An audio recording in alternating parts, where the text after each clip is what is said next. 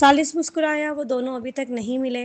परवीन इसने चौंक कर सर मोड़ा और सालिस को कहते सुना, जब से शुमाइल वापस आई है जेंडर ऊपर ही छुपा हुआ है। उसने बटलर को कहा है कि खाना सीधा उसके कमरे में पहुंचाया जाए। वो हर रोज़ किसी न किसी मशकूक हरकत में लगा रहता है। मैंने ज़्यादा ध्यान नहीं दिया। जेंडर की असल पहचान वाज़ेह होने से पहले सालिस के दिल में इस बच्चे के लिए जज्बात उलझे हुए थे। एक तरफ वो अचानक सामने आने वाले इस बच्चे से बेजारी महसूस करता था, दूसरी तरफ ये बच्चा भी शायद उसका और परवीन का था, और अगर परवीन का ना भी हुआ तब भी गालबन उसका ही था। इसलिए वो इसे पूरी तरह नफरत की निगाह से नहीं देख सकता था। कभी कभी जब वो बच्चे की शफाफ आंखों में देखता तो उसे लगता कि शायद जेंडर को संभालना जा सकता है। शायद ये बच्चा हड्डियों में ट्रूमैन जैसा बुरा नहीं, आखिर वो सिर्फ 5 बरस का था। ऐसे पेचीदा एहसासात में अगर वो इस्माइल के करीब नहीं जाना चाहता था तो सालिस इसे मजबूर नहीं कर सकता था। परवीन ने एक लम्हे को खामोशी इख्तियार की। क्या तुम्हें यकीन है कि वो दोनों नहीं मिले? सालिस अभी हाँ कहने ही वाला था कि अचानक रुक गया। होंठ भींचे, कम अज कम जब तक मैं निकला था तब तक तो नहीं मिले थे। परवीन ने माथे पर हाथ रखा। हाँ, अब तो वो दोनों लाजमन मिल चुके होंगे। वो अपनी बेटी को अच्छी तरह जानती थी। छोटी, शरारती, कभी इतनी फर्माबरदार नहीं थी। अगर ऊपर कोई और बच्चा रह रहा था तो वो ज़रूर इससे मिलने जाती। सालिस वो फ़ौरन घबरा गया। वो बच्चा जेंडर, उसका मिजाज बहुत ख़राब है और ज़बान भी बुरी है। कहीं वो इस्माइल को तंग ना करे। नहीं, मुझे वो फ़ौरन बटलर को कॉल करके देखने को कहना होगा। अभी उसने फ़ौरन फ़ोन उठाया ही था, परवीन ने उसका हाथ दबाकर रोक दिया और आहिस्ता से बोली, रहने दो, अभी तो ये भी पता नहीं कि किसने किसे तंग करना है। सालिस उसे यकीन था कि उसकी बेटी इतनी नर्म मिजाज और फर्माबरदार है, वो किसी को कैसे सता सकती है। परवीन ने आंखें घुमाई। लगता था सालिस को अभी तक छोटी शहजादी की असल फितरत का अंदाज़ा नहीं था। अगर वो वाकई इतनी फर्माबरदार होती तो परवीन उसे इतनी सख्ती से काबू में क्यों रखती। लेकिन जब छोटी शरारती का सामना छोटे शैतान से होगा तो देखना ये था कि ज़्यादा ताकतवर कौन निकलेगा, इस्माइल या जेंडर। ये सोचकर परवीन के लबों पर हल्की सी मुस्कुराहट आ गई। इसी दौरान सालिस ने कहा, नहीं, मुझे फिर भी फ़ोन करना होगा। आखिर शुमाइल लड़की है, उसे तकलीफ़ नहीं होनी चाहिए। परवीन पहले तो मामला बराबर लग रहा था, ना पता था कि कौन किस पर गालिब आएगा, लेकिन अगर बाप बीच में डोर खींच दे तो जाहिर है शुमाइल ही बाजी ले जाएगी। सालिस ने कॉल मिलाई मगर परवीन ने कोई परवाह न की। कुछ ही देर में वो सब जलबानी फैमिली के घर पहुंच गए। इनके इतने धूमधाम से आने पर, ख़ास तौर पर जब सालिस खुद गाड़ी चलाकर अंदर दाखिल हुआ, तो जलबानी घबरा गए और उनके सर से पांव तक कपकपी छा गई। जवेरिया की मां ने घबराकर उसका हाथ थाम लिया और कांपती हुई आवाज़ में पूछा, ये मिस्टर मेहदी यहाँ क्यों आए हैं? जवेरिया ने बेबसी से परवीन की तरफ देखा। इन्हें कुछ बात करनी है माँ। वो नुस्खा कहाँ है जो इस वक्त मिला था? इसे निकालो और मिस स्मिथ और मिस्टर मेहदी को दिखाओ।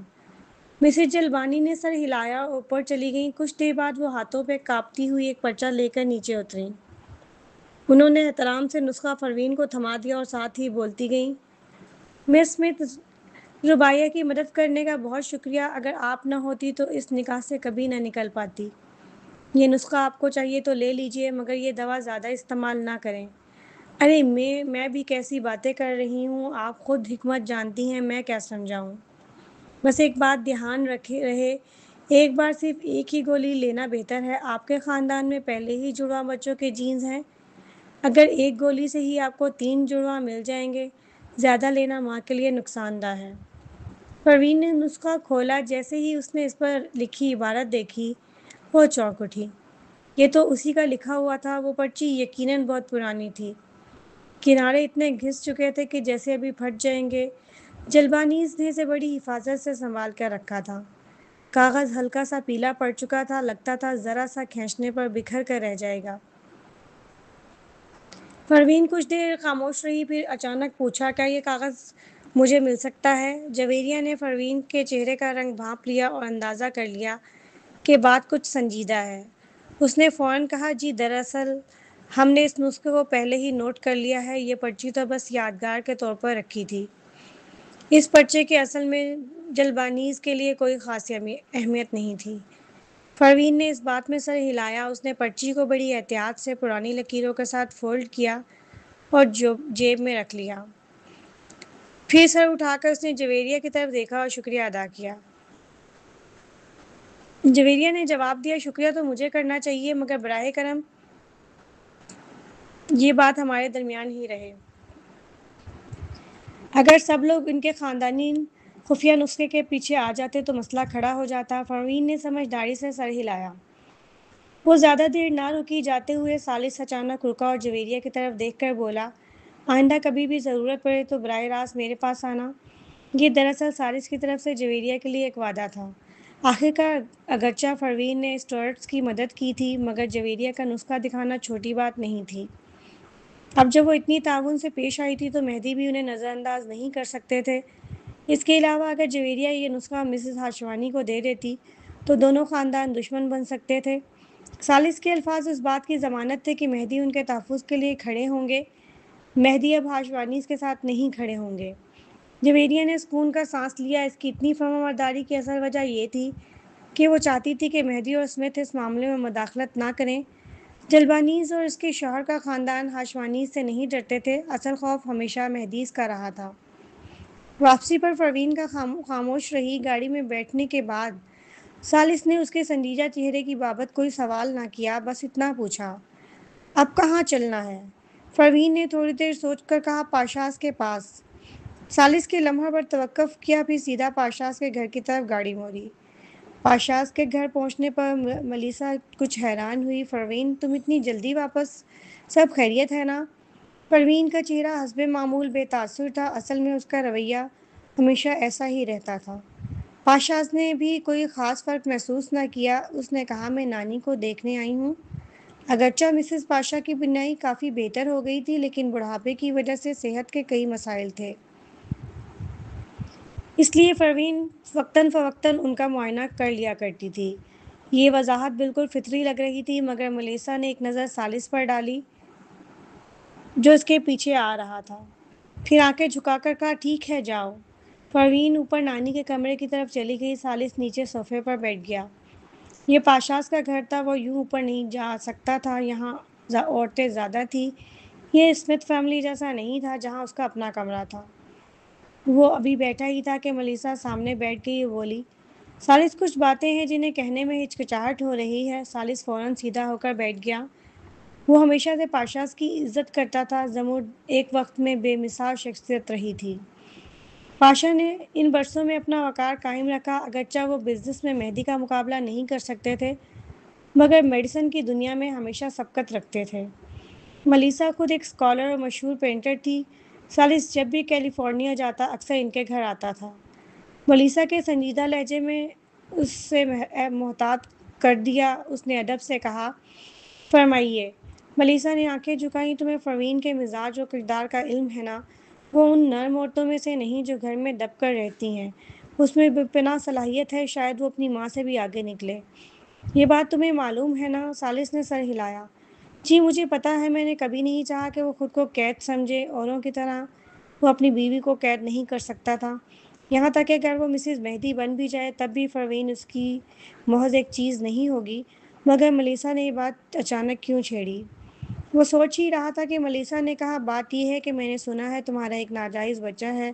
ثالث اب وہ سمجھ گیا، اگرچہ پروین نے بظاہر کچھ خفیہ نہ کیا تھا، مگر ملیسا فوراً اس کے مزاج کو بھانپ گئی تھی۔ اس نے خاموشی سے کچھ کہا اور براہ راست اسے ٹوک دیا۔ یہ بات اگرچہ سب کو نہیں معلوم تھی، مگر کچھ لوگ جانتے تھے۔ ملیسا نے شاید افواہیں سن لی تھیں۔ ثالث نے فوراً کہا، ابھی اس کی تصدیق نہیں ہوئی؟ ملیسا نے چونک کر پوچھا، ہوں۔ ثالث کو یوں لگا جیسے وہ اپنی ساس کے سامنے کھڑا ہے۔ اس نے جلدی وضاحت دی، ہم نے ابھی تک یقین نہیں کیا کہ وہ بچہ میرا ہے یا نہیں، مگر فکر نہ کریں، جو عورت اس کی ماں بن کر آئی تھی میں نے اسے ہٹا دیا ہے، اور یہ بھی طے ہے کہ میں مستقبل میں اس بچے کی وجہ سے پروین کو کبھی مشکل میں نہیں ڈالوں گا۔ یہ سن کر ملیسا نے سکون کا سانس لیا۔ پروین کا مزاج ٹھنڈا ہے، وہ بچوں کی دیکھ بھال کے لیے زیادہ موزوں نہیں۔ مہدی تو ویسے بھی مصروف ہیں، ہمارے پاشاز اور اسمتھ کوئی کنجوس نہیں، بچے کو پالا جا سکتا ہے۔ مگر وہ بچہ پروین کے سامنے نہ آئے نہ ہی اسے پریشان کرے۔ ملیسا نے دل ہی دل میں اندازہ لگا لیا تھا کہ اگر کوئی ناجائز بچہ ہوا بھی تو یقیناً ثالث کو کسی نے جال میں پھنسایا ہوگا۔ سچ تو یہ تھا کہ پروین اور ثالث کے اپنے بچے بھی کسی حد تک سازشوں کا نتیجہ لگتے تھے۔ ملیسا کے لیے یہ قابل برداشت نہیں تھا کہ ثالث کسی بیرونی بچے کی پرورش کرے۔ آخر یہ ظالمانہ بات تھی کہ باپ کو 5 برس کے بچے سے الگ کیا جائے، مگر شرط یہ تھی کہ وہ بچہ پروین کے سامنے نہ آئے۔ ثالث کی یقین دہانی نے ملیسا کے دل میں گرہ کھول دی، مگر ساتھ ہی وہ سوچ میں پڑ گئی، کیا پروین کا بظاہر ٹھنڈا رویہ دراصل اسی معاملے کی وجہ سے تو نہیں تھا؟ پروین نے مسز پاشا کی نبض دیکھی اور تسلی کی کہ وہ سب کچھ ٹھیک ہے۔ پھر وہ اس کے کمرے میں گئی جو نیو یارک واپسی پر اس کا رہنے کا کمرہ تھا۔ یہ کمرہ زمرد کا تھا۔ اندر جاتے ہی وہ سیدھا اسٹڈی میں گئی اور زمرد کی میڈیکل بک نکالی جس پر اس کی بہت سی تحریریں درج تھیں۔ پروین نے وہ پرچی بھی نکالی جو وہ ساتھ لائی تھی۔ اس نے اسے کھولا اور پرچی پر لکھی تحریر کو غور سے دیکھا۔ زمرد کا انداز تحریر نہایت مضبوط اور الگ تھا۔ وہ ہمیشہ آخری لکیر کو لمبا کھینچتی، جب قلم موڑتی تو اضافی قوس بنا دیتی۔ تفصیلی موازنہ کرنے کے بعد پروین نے آخرکار نتیجہ نکالا۔ اس پرچے پر لکھی ہوئی عبارت واقعی اس کی ماں زمرد کی تحریر تھی۔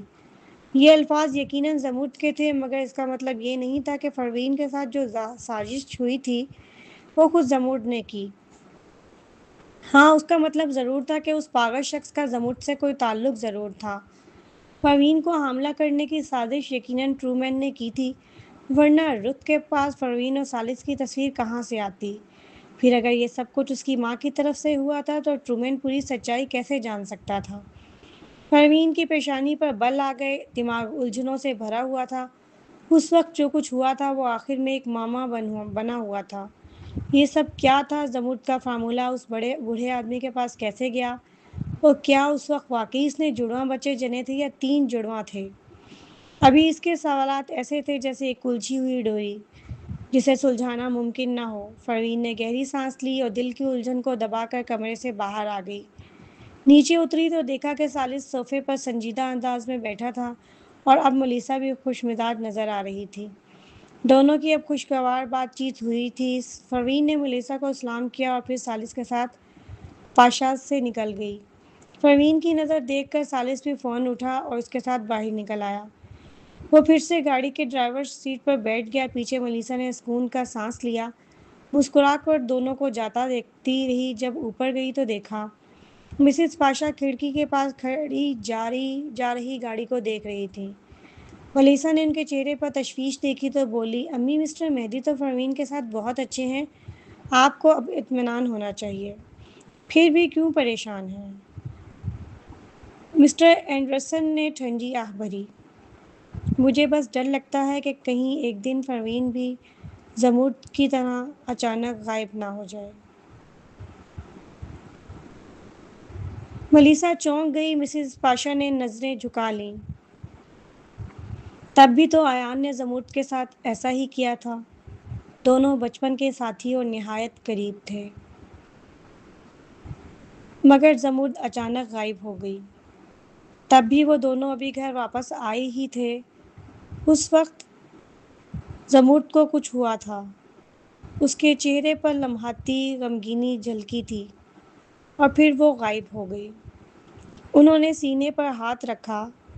مجھے ہمیشہ سے ایک برا سا احساس ہوتا ہے۔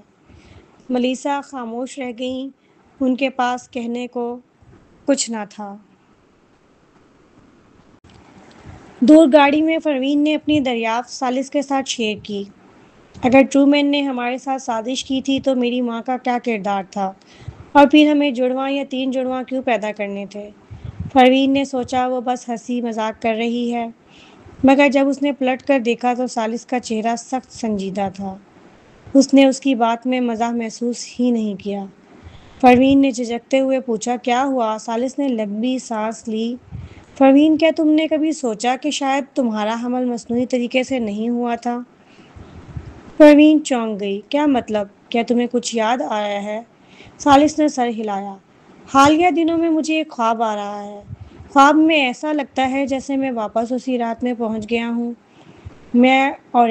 وہ رکا، پھر آہستہ سے بولا، ایک ذرا سی فربا عورت ساتھ سوئے تھے۔ پروین نے فوراً کہا، ذرا سی فربا؟ وہ تو میں ہرگز نہیں ہو سکتی۔ ثالث، پروین نے سنجیدگی سے کہا، اس وقت میرا وزن پورے 200 پاؤنڈ تھا۔ میں ذرا سی نہیں، بالکل موٹی تھی۔ ثالث، یعنی جس عورت کے ساتھ اس رات اس نے وقت گزارا وہ ایک موٹی لڑکی تھی۔ مگر کیا وہ یہ لفظ استعمال کر سکتا تھا؟ اگر کہہ دیتا تو پروین اسے زندہ نہ چھوڑتی۔ اس نے کھنکار کر کہا، ہاں میرا مطلب یہی تھا۔ ذرا سی فربا یعنی تقریباً 200 پاؤنڈ۔ پروین، اس نے ناگواری سے اسی کی طرف دیکھا۔ تمہارے نزدیک ذرا سا فربا ہونے کا معیار کچھ زیادہ ہی کم ہے؟ پروین کو لگا جیسے اس کی توہین ہو گئی ہے۔ اس کے ہونٹوں پر ہلکی سی مسکراہٹ آئی، پھر اس نے گہری سانس لی۔ اب وہ سمجھ گیا کہ پروین کے نزدیک موٹی کا مطلب صرف موٹی ہی ہے۔ وہ دوسری عورتوں کی طرح نہیں تھی جو ذرا سا لفظ سن کر ناراض ہو جاتی، بلکہ وہ تو یہ بھی برداشت نہ کرتی تھی کہ اسے ہلکی سی فربا کہا جائے۔ ثالث اب کچھ کہنے والا تھا کہ پروین نے اچانک اسے گھور کر کہا، سب کہتے ہیں مرد عمر کے ساتھ موٹے ہو جاتے ہیں، خاص طور پر 30 کے بعد۔ اس وقت تم میرے معیار کے حساب سے ذرا سا فربا تو نہ رہو گے۔ ثالث، یہ کیا؟ وہ ابھی سے اس کی تصدیق کر رہی تھی۔ پروین نے مزید کہا، اگر تمہارا وزن 200 پاؤنڈ تک پہنچ گیا تو جسم میں مسئلہ کھڑا ہو جائے گا۔ اس وقت پیٹ کے بل سونا ناممکن ہوگا، دل پر بوجھ پڑے گا اور ایک ہی پوزیشن میں سونا بہت تھکا دینے والا ہوگا۔ اس لیے بہتر ہے کہ دبلا ہی رہو۔ ثالث بے بس ہو گیا، وہ کبھی اس کی سوچ کی رفتار کے ساتھ نہیں چل سکتا تھا۔ پروین نے یہ کہہ کر موضوع بدل دیا، تو مطلب یہ تھا کہ ٹرومین کی باتیں جھوٹ بھی ہو سکتی ہیں۔ ممکن ہے ہم نے قدرتی طور پر ہی بچوں کو جنم دیا ہو۔ ثالث نے سر ہلایا۔ پروین مزید الجھن میں پڑ گئی۔ اسے لگا جیسے اس الجھی ڈور میں مزید گرہیں پڑ گئیں۔ لیکن اگر ایسا ہے تو کیا ٹرومین نے ہمیں ایک دوسرے کے قریب کرنے کی سازش کی تھی، یا پھر میری ماں نے؟ پھر اسے لگتا تھا کہ اس کی ماں نے ہی یہ سب کیا، اور یہ سوچ ناقابل برداشت تھی۔ مگر جب اسے پتہ چلا کہ اس کی ماں نے اس کی جان بچانے کے لیے اپنی جان کی قربانی کی تو اس کی سوچ بدل گئی۔ شاید اس وقت اس کی ماں کے نزدیک اس کی بیٹی کی زندگی سب سے زیادہ قیمتی تھی۔ ٹرومین نے کہا تھا کہ اگر اس نے یہ بچہ پیدا نہ کیا ہوتا تو وہ مر جاتی۔ اگر یہی وجہ تھی تو وہ مان سکتی تھی کہ اس کی ماں نے یہ سب سوچا تھا۔ مگر یہ سب اس کی ماں نے کیا تھا تو ٹرومین نے کس طرح قابو پایا؟ زینڈر آخر اس کے ہاتھ میں کیسے آیا؟ پروین نے پیشانی پر ہاتھ رکھا۔ جیسے ہی وہ سوچ رہی تھی، اسے اندازہ ہوا کہ گاڑی ہنٹ میئرز کے اندر داخل ہو چکی ہے۔ وہ کچھ کہنے ہی والی تھی کہ ثالث بولا، کیا تم نہیں دیکھنا چاہتی کہ شمائل اور زینڈر ریئل کیسی بن رہی ہے؟ شمائل کا ذکر اس نے نہایت نرمی سے کیا، مگر زینڈر کا نام ذکر کرتے ہوئے اس نے پورا نام استعمال کیا۔ پروین نے ہونٹ بھینچ لیے۔ ہاں، میں واقعی دیکھنا چاہتی ہوں۔ دونوں نے گاڑی گیٹ پر روکی۔ ملازم نے گاڑی پارکنگ میں پہنچائی۔ پھر وہ دونوں ڈرائنگ روم کی طرف بڑھے۔ پروین کے قدم خود بخود تیز ہو گئے۔ وہ واقعی دیکھنا چاہتی تھی کہ دونوں بچوں کے درمیان کیا رویہ ہے۔ حارث ہمیشہ شمائل کے آگے جھک جاتا تھا اور شمائل بھی اس کے ساتھ بہت نرمی سے پیش آتی، کیونکہ بچپن ہی سے وہ بھائی کے ملنے کی منتظر تھی۔ جب تک حارث اس کے کھیلوں میں دخل نہیں دیتا تھا دونوں محبت سے رہتے تھے۔ مگر شمائل شاید دوسروں کے لیے اتنی نرم دل نہ ہو۔ وہ دونوں ابھی اندر داخل ہی ہوئے تھے کہ کمرے سے زور و شور کی آوازیں آنے لگیں۔ میں تو بہت غصے میں ہوں، بہت ہی غصے میں ہوں جمبو۔ کیا تم کسی جنگلی جانور سے لڑ رہے ہو؟ اتنی دیر سے جنگل میں پڑے ہو، تمہیں نظر نہیں آ رہا کہ مڈ لینڈ کو کب کا کھل چکا ہے؟ اتنی سی ایچ پی رہ گئی ہے، کیا تم نابینا ہو؟ اگرچہ شمائل اپنی بچگانہ آواز میں جب کھلاڑیوں کو ڈانٹتی ہے تو بہت تیز ہو جاتی ہے، مگر صوفے پہ کھڑے ہو کر اس کی اتا پتا حرکتیں مزاحیہ لگتی ہیں۔ زینڈر صوفے کے پیچھے ہاتھ باندھے کھڑا تھا اور ٹپنے لگا رہا تھا۔ لگتا ہے صاحب بدھ مذہب کے ہیں، مارنا گناہ سمجھتے ہیں۔ شمائل نے آنکھیں گھمائیں اور پشت پھیر کر کھڑی ہو گئی۔ بالکل واضح تھا کہ وہ اس سے بات نہیں کرنا چاہتی۔ چپ رہو گے؟ زینڈر نے زبان نکال کر آنکھیں میچ لیں اور وہیں مؤدب کھڑا رہا۔ شمائل نے اگلا ٹیم فائٹ شروع کر دیا۔ جمبو میں اے ڈی سی ہوں، پتہ بھی ہے اے ڈی سی کیا ہوتا ہے؟ میرے مین کیوں چرا رہے ہو؟ ریسورس مجھے چاہیے۔ وہ ابھی شکایت ختم ہی کر پائی تھی کہ زینڈر بھی بولا، یہ پچھلی زندگی میں غالباً فاقے سے مرا ہوگا، اسی لیے اس زندگی میں جو چیز دیکھتا ہے اٹھا لیتا ہے۔ شمائل غصے میں اس بات میں سر ہلا بیٹھی۔ ہاں بات تو ٹھیک کی۔ پھر جیسے ہی اسے یاد آیا کہ بات کس نے کی ہے، فوراً گردن موڑی، آنکھیں گھمائی اور ناک منہ چڑھا کر بولی، برائے مہربانی مجھ سے بات مت کرو۔ زینڈر نے کونیاں صوفے کی پشت پر رکھیں، تھوڑی ہتھیلیوں پر ٹکائی، موٹے سے گال دب گئے۔ لیکن اس گھر میں تو ابھی صرف تم اور میں ہیں، میں تم سے بات نہ کروں تو کس سے کروں؟ شمائل، بٹلر سے۔ 30 تم اس سے بات نہیں کرنی، زینڈر نے شمائل ہی کو تکتے ہوئے کہا۔ میں تو بس تم سے ہی بات کرنا چاہتا ہوں۔ شمائل نے پھر آنکھیں گھمائیں، صوفے سے اتری اور تیز قدموں سے اوپر سیڑھیاں چڑھنے لگی۔ زینڈر بھی پیچھے پیچھے۔ کہاں جا رہی ہو؟ شمائل، اوپر جا کر کھیلوں گی۔ زینڈر نے سر ہلایا۔ ہاں اوپر نسبتاً سکون ہے، نیچے تو آنا جانا لگا رہتا ہے، بہت شور ہے۔ دونوں دوسری منزل تک پہنچے۔ شمائل اپنے کمرے میں داخل ہوئی۔ زینڈر قدم بڑھا ہی رہا تھا کہ شمائل نے دور دیکھتے ہوئے اچانک آواز لگائی، ڈیڈی؟ زینڈر نے چونک کر ادھر دیکھا، کوئی تھا ہی نہیں۔ پلٹا تو کمرہ دھڑ سے بند۔ زینڈر، دروازہ تو ناک سے لگا ہی تھا۔ اس نے ناک سہلائی، بالکل وہی انداز جو ثالث کے چڑ جانے پر ہوتا ہے۔ شمائل، اتنی جلدی کیوں ہو رہی ہے؟ آن لائن اتنی پیاری لگتی تھی۔ وہ بڑبڑایا، ہونٹ سکیڑے اور دروازہ کھٹکھٹانے ہی لگا تھا کہ نیچے سے قدموں کی چاپ سنائی دی۔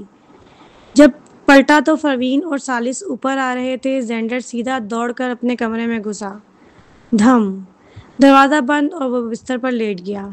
ہائے، اس نے دبی سانس لی۔ ملک واپس آنے سے پہلے ٹرومین نے سمجھایا تھا کہ ثالث کے ساتھ والی عورت بہت کوفت والی ہے، اس لیے زینڈر کو پروین سے چڑ تھی۔ مگر یہ کون جانتا تھا کہ پروین اس کی واحد سہیلی کی ماں نکلے گی؟ اب کیا کرے؟ اس نے تو سوچا تھا پروین سے شرارت کرے گا، مگر ایسا کیا تو کیا اس کی اکلوتی سہیلی واقعی اس سے ناراض ہو جائے گی؟ زینڈر نے دونوں ہاتھ سر کے پیچھے باندھے اور چھت تکتا رہ گیا۔ کمرے کے باہر ثالث نے بھویں چڑھائیں، مجھے لگتا ہے زینڈر تم سے کتراتا ہے۔ واقعی؟ پروین نے اپنا چہرہ چھوا، کیا میں اتنی ڈراؤنی ہوں؟ عجیب بات تھی کہ دونوں بچے لڑ نہیں رہے تھے۔ اسے سمجھ نہ آیا کہ پہلے کیا ہوا۔ پروین اور ثالث نے ایک دوسرے کی طرف دیکھا اور الگ الگ کمروں کی طرف بڑھ گئے۔ پروین شمائل کے کمرے کی طرف، ثالث زینڈر کے دروازے کی طرف۔ نیت ٹٹولنے کی تھی۔ پروین اندر گئی تو دیکھا شمائل نے میچ ختم کر لیا، حارث سے ویڈیو کال ملا رکھی ہے۔ ننھی سی لڑکی پلنگ پر الٹی لیٹی تھی، ٹانگیں جھولا جھول رہی تھیں۔ حارث، وہ زینڈر تو بالکل ڈیڈی جیسا لگتا ہے، ہر وقت میری خوشامد کرتا رہتا ہے۔ اچھا ہوا آپ ہی کی بات مانی اور پہلے ہی اس کا ارادہ سمجھ لیا، میں نے بالکل لفٹ نہیں کرائی۔ حارث، ٹھیک ہے، اس طرح نظر انداز کرتی رہو۔ شمائل، میں نے پتہ کیا ہے، سب کہتے ہیں کہ وہ ڈیڈ کا اور کسی عورت کا ناجائز بچہ ہے۔ ظاہر ہے وہ تم سے رشتہ بنانے کی کوئی وجہ رکھتا ہے۔ ایسے شخص کا یہاں رہنا ٹھیک نہیں، ورنہ امی کو بہت دکھ ہوگا۔ ہمیں اپنے ارادے مضبوط رکھنے ہیں، گویا خفیہ مشن چل رہا ہو۔ شمائل نے گردن ہلا دی۔ فکر نہ کریں حارث، وہ ہر طرح سے خوش کرنے کی کوشش کرتا ہے اور باتیں بھی میٹھی کرتا ہے، مگر میں اس کی باتوں میں نہیں آنے والی۔ ڈیڈی کو اگر ہم دونوں کے علاوہ اور بچہ چاہیے بھی ہو تو وہ امی ہی سے ہو، ورنہ وہ ہمارا دشمن ہے۔ ہم نرمی نہیں دکھائیں گے، ورنہ امی سے بے وفائی ہوگی۔ یہ وہ حوصلہ افزائی تھی جو وہ خود کو بھی دے رہی تھی۔ اصل میں آج ثالث کے جانے کے بعد شمائل نے طے کیا تھا کہ چھوٹے شریک کو سبق سکھائے۔ سنا تھا جس دن وہ گھر پر نہیں تھا اس دن زینڈر نے نوکروں کو خوب تنگ کیا تھا، حتیٰ کہ اس کی پسندیدہ باڈی گارڈ کا ہاتھ بھی کاٹ کھایا۔ کتنی گندی بات! سو وہ ایک مکڑی ہاتھ میں لے کر چپکے سے زینڈر کے کمرے میں گھسی۔ دروازہ کھولا تو دیکھا کہ وہ شخص جو اس کے ڈیڈی جیسا لگتا ہے گہری نیند سو رہا ہے۔ وہ مسکرا ہی آہستہ سے مکڑی زینڈر کی ہتھیلی میں رکھ دی۔ بس اتنا سا ڈرانا تھا۔ یہ مکڑی انگوٹھے جتنی بڑی تھی، نہ ڈنک تھا نہ زہر۔ شمائل کا کوئی نقصان کا ارادہ نہ تھا، بس ڈرانا تھا۔ مکڑی اس کے بازو پر رینگ رہی تھی۔ زینڈر کو جیسے احساس ہوا، آہستہ سے آنکھ کھولی، بازو اٹھایا، مکڑی دیکھی، واقعی ڈر گیا۔ زور سے چیخ نکلی اور چہرہ سفید۔ شمائل نے سمجھا بس اتنا کافی ہے، ڈرانا نہیں، مارنا نہیں۔ وہ مکڑی ہٹانے کو تھی کہ زینڈر نے اچانک دوسری ہتھیلی سے مکڑی جھپٹی اور منہ میں ڈال لی۔ ہاں، منہ میں نگل ہی لی۔ شمائل نے کی آنکھیں پھٹ گئیں۔ زینڈر نے دو چار چبائیں اور بڑے سکون سے بولا، ذائقہ برا نہیں مگر تھوڑی سخت ہے، اگلی بار کوئی نرم سی لانا۔ شمائل وہ گنگ رہ گئی۔ جو شریر لڑکی بچپن سے سب کو ستاتی آئی تھی، آج اس ان کہیں سے آئے شریر لڑکے نے اسے ہی ششدر کر دیا۔ وہ ہکا بکا کھڑی رہ گئی، پھر یکایک چلاتی ہوئی اس پر جھپٹی اور اس کے منہ میں انگلیاں ڈالنے لگی۔ میری مکڑی واپس کر، وہ میری پالتو تھی۔ جی ہاں، وہ مکڑی اسی نے پالی ہوئی تھی، تبھی تو اتنا جانتی تھی۔ مگر بعیدہ زینڈر وہ تو کھا چکا تھا۔ شمائل طیش میں تھی۔ زینڈر نے بری طرح گھبرا کر کہا، اچھا کیا میں اگل دوں؟ اس نے ہاتھ ڈالنے کی کوشش کی اور کہہ جیسی آواز بھی نکالی۔ شمائل تو صفائی پسند ننھی شہزادی تھی، فوراً پلنگ سے چھلانگ لگا کر کئی قدم پیچھے ہٹ گئی۔ زینڈر نے کچھ نہ اگلا، بس ہنس دیا۔ شمائل سمجھ گئی کہ وہ اسے بیوقوف بنایا گیا ہے اور رونا شروع کر دیا۔ یہ اس لیے نہیں کہ وہ ہاری تھی، بلکہ اس لیے کہ اس کا ننھا پالتو چلا گیا تھا۔ ارے کیوں رو رہی ہو؟ زینڈر گھبرا گیا، بستر سے کودا اور اسے منانے لگا، مگر شمائل نے یکلخت اس کے بازو میں دانت گاڑ دیے۔ زینڈر جب اس نے شمائل کی آنکھوں میں ایک بوند آنسو نہ دیکھی تو سمجھ گیا کہ اس بار مجھے ہی بیوقوف بنایا جا رہا ہے۔ بازو میں درد نے چلا اٹھنے پر مجبور کیا، چھوڑو، تم ڈاگی ہو کیا؟ شمائل نے پھر بھی نہ چھوڑا، اپنی مکڑی کا بدلہ لینا تھا۔ زینڈر چلا گیا، اگر نہ چھوڑا تو تمہاری مکڑی کو ابھی کچل دوں گا۔ یہ سن کر شمائل ٹھٹک گئی۔ اس نے دیکھا کہ زینڈر نے دوسری ہتھیلی آگے کی۔ چھوٹی سی ہتھیلی آہستہ آہستہ کھلی اور اس پر اس کی مکڑی آرام سے بیٹھی تھی۔ شمائل وہ چپ چاپ پلٹ گئی زینڈر کو، مگر اس کی ادائیں دلچسپ لگیں۔ وہ پیچھے پیچھے نیچے آ گیا۔ شمائل کھیل میں کھلاڑیوں کو سناتی رہی اور زینڈر بیچ بیچ میں چھوٹے چھوٹے طنز کرتا رہا۔ گالیاں دینا آئے تو حارث کبھی کہہ نہیں پاتا تھا۔ یہ ملاپ شمائل کو عجیب سا مانوس لگا، جیسے دو تلواریں ایک نیام میں آ گئی ہوں۔ یہ خیال آتے ہی اس نے سر جھٹکا، خود کو چپت ماری۔ شمائل ہوش کر اس برے بچے کے بارے میں اچھا سوچنا بھی نہیں، پھر بھی زبان لڑکھڑا ہی گئی۔ حارث، زینڈر اتنا بھی برا نہیں لگتا حارث۔